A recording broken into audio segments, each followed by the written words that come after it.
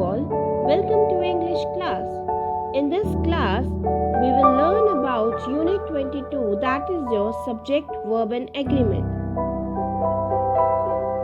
Before starting with the topic, let's have a look at what do you understand by sentence and its parts. The group of words is known as sentence. Usually a sentence consists of two parts, that is the subject and verb. Subject exposes what a sentence is all about.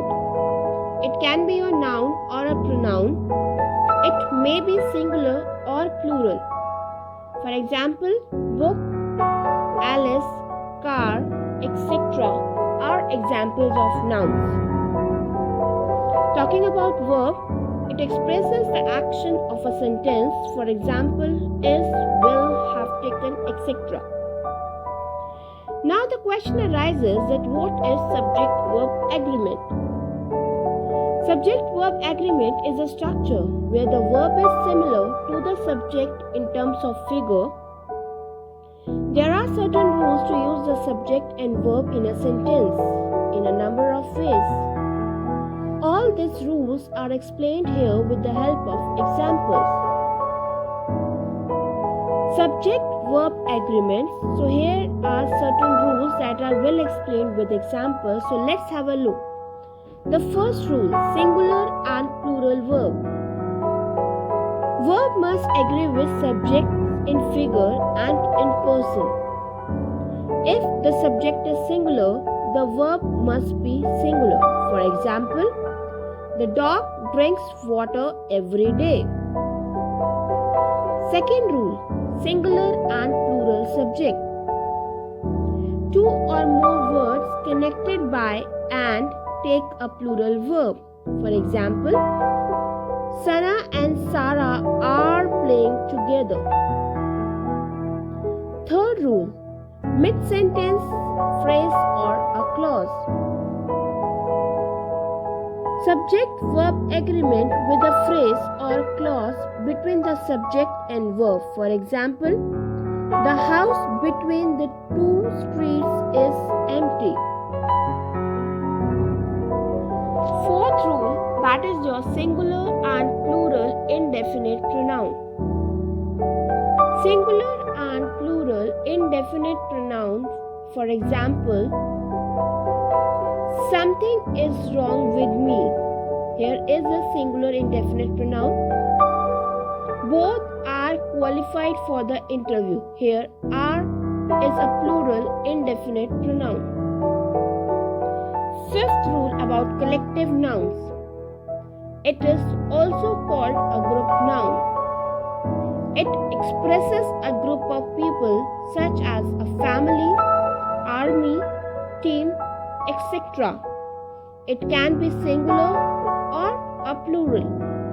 For example, the crowd is in a happy mood. Here is singular. Sixth rule, that is your pair nouns. A pair noun is always plural and takes a plural verb. For example, your new pants are very nice. Those shirts are neat and clean. Seventh rule, use of either or. It is used before subjects. Sometimes it takes a singular verb and sometimes it takes a plural verb. For example, either my father or my brother are going to the office. Eighth rule, that is use of neither nor. It can be used both singular as well as plural in a sentence. Neither my mother nor my sisters know how to swim.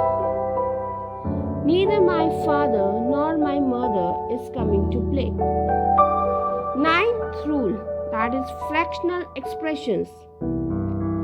Fractional expressions are sometimes singular and sometimes plural. It also depends on its meaning, how it represents, such as half of, a part of, a percentage of, etc. 10th rule. Relative pronoun. Relative pronouns like who, which or that can be singular or plural. For example, Alice is one of the students who has done her work. 11th rule, that is your compound subjects. Compound subjects, that means two subjects, always takes a plural verb. In some situations, it may be singular. For example, sugar and salt are needed. So here, sugar and salt are compound subject and are is a plural verb. It's time for the assignment. You have to do this assignment in your notebook. You have to choose the correct form of verb that agrees with the subject. Annie and her brother. Option is are at school.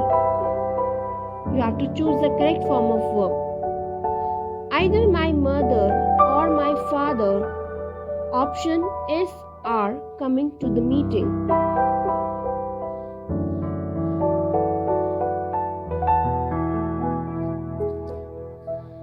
You have to do this assignments in your notebook. Here you have to choose the correct form of verb that agrees with the subject.